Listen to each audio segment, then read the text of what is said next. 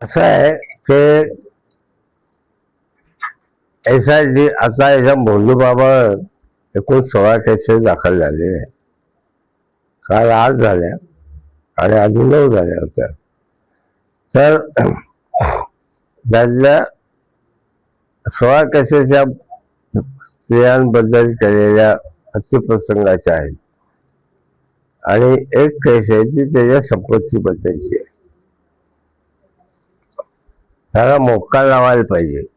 मोक्का लावला की ज्यांनी त्याला फोन केले तर ज्यांच्याकडे तो गेला आला काय त्या सगळ्यांना त्याच्यामध्ये आरोपी करता येतो काय.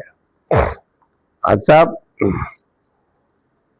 प्रश्न असा आहे की सरकारला खरंच या प्रकरणामध्ये काही करायचं आहे का. ते आधीची जशी प्रकरणं होती तशी दडपून टाकायची आहे काय. तुम्ही या प्रकरणाचा ब्लॅकमेलिंग राजकीय ब्लॅकमेलिंगसाठी उपयोग करू नका. महाराष्ट्रातल्या जनतेला कळू द्या गेल्या 12 वर्षामध्ये एकालाही कुठल्याही गुन्ह्यामध्ये शिक्षा झाली काय. या गुन्ह्यामध्ये तर होऊ द्या म्हणजे भोंदू बाबा किती कमी होईल.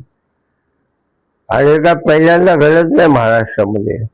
धुळ्यामध्ये भास्कर वाघ प्रकरणामध्ये हे घडलेलं आहे. सगळ्या राजकीय नेत्यांना बाजूला ठेवलं आणि भास्कर वाघाला लटकवून दिलं काय. तसं करू नका काय. कारण तुमच्या आताची जी लक्षणं जी आहेत काय ही लक्षणं हे सगळं राजकीय ब्लॅकमेलिंगसाठी वापरायचं असं चाललेलं आहे.